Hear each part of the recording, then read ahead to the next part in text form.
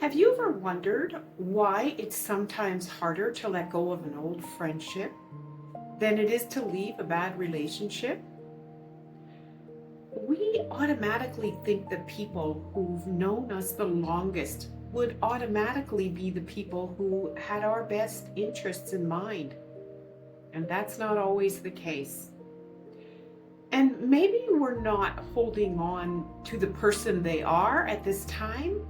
We're holding on to the memories of who they were and of what was. Those are two very different things. So in this video, let's talk about that. Hi, I'm Karen and welcome to What Nobody Told You. This is a place where we have honest conversations and explore topics about life, lessons, and things that it teaches us. We're going to talk about relationships, psychology, human behavior, boundaries, family, all of that stuff. And of course, those truths that nobody really prepared us for. My hope is pretty simple.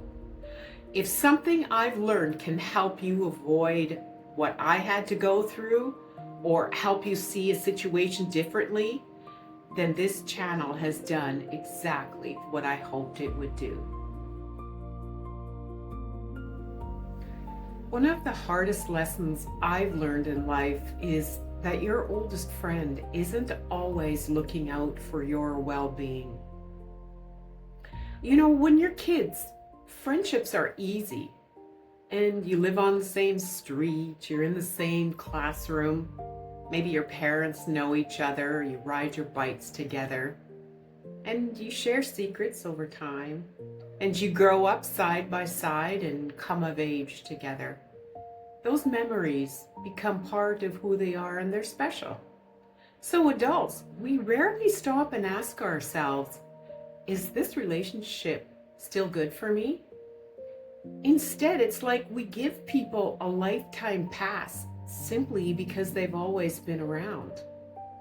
And that's something most of us never question or think about.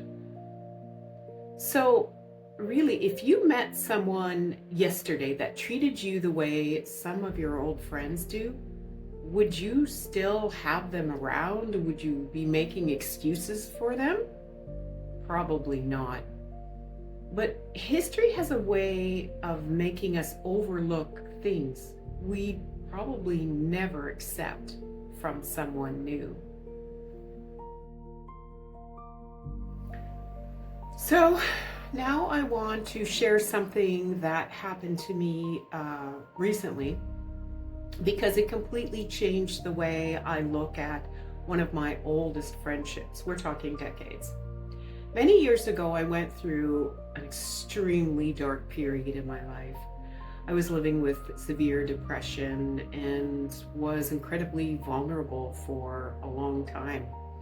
A childhood friend who was working for the local paper at the time decided to write a column about me.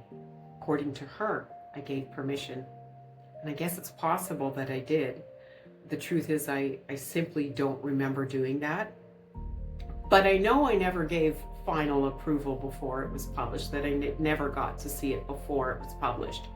The article talked about my depression, and it was very graphic and had personal treatment information.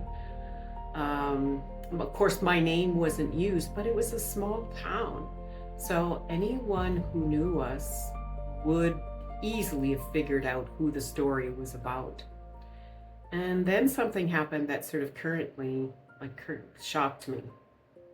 And she sent the article to me again after 15 years with no warning.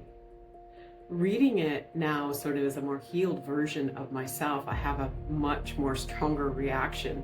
And first of all, I asked myself, why would you send this to me? It wasn't uplifting, it wasn't encouraging, and it wasn't something I wanted to relive. It was one of the most painful chapters of my life. And that's when I realized something. For years, I'd assumed that because we'd been friends since childhood, she would naturally protect me or not do anything harmful. But history doesn't always mean the other person is thinking about how this will impact us. That moment didn't just change the way I looked at friendship. That experience taught me a lesson, and it's taken me a long time to understand that someone that's been part of your story doesn't mean they deserve to be in every chapter going forward. And here's what nobody told me. Not everyone who played an important role in your past is meant to stay in your future. And that doesn't mean you have to completely cut them out of your life, and it doesn't mean that anyone's failed. Sometimes life takes people in different directions. We grow, they grow, and over the years, we can become very different people. I've come to realize that relationships aren't measured by how many years you've known someone. They're measured by how they make you feel today. When you spend time with them, do you leave feeling lighter, supported, respected? Or do you walk away feeling exhausted or somehow less like yourself? For me, there was always this feeling that something wasn't quite right, and I couldn't explain it. Looking back, I realized that was my intuition trying to tell me something long before I was ready to accept it. Sort of, once you recognize that, you have a choice of what you want to do, and it's necessary to protect your own well-being. You don't have to end the relationship. Sometimes it means changing the role, though, that person plays in your life. Like maybe you see them less often. Maybe you stop sharing everything with them. Maybe you stop expecting them to be someone they aren't anymore. That's what healthy boundaries really are. It's not about punishing someone. Boundaries are about deciding what you need in order to protect your peace. Sometimes the healthiest thing you can do is simply change the amount of access someone has to your life. And that's okay. Protecting your peace isn't selfish. Sometimes it's necessary. So one of the things I learned while studying psychology and social work is that there's actually a name for what many of us experience, and it's called familiarity bias. It sounds technical, but it's really quite simple. And it's just meaning the more familiar something or someone feels, our brain just automatically associates that with safety and trust. It's why we often give lifelong friends and even family members the benefit of the doubt when we know to the contrary. And there's another concept called confirmation bias. So once we've decided someone is kind or loyal or protective, that our brains naturally look for evidence that confirm that belief and reject anything that goes against that. So we tend to explain or minimize things that don't fit the picture we created. It's something we all do. Doesn't mean we're naive, it just means we're human.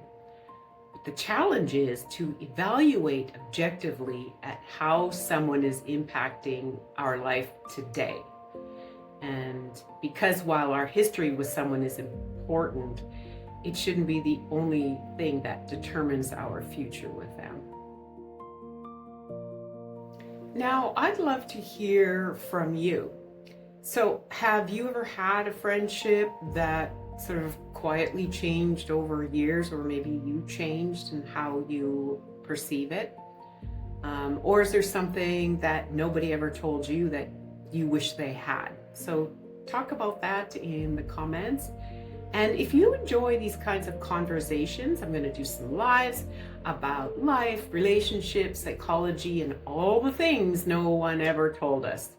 So if you haven't already, please subscribe. My name is Karen, and this is What Nobody Told You. Until next time, protect your peace.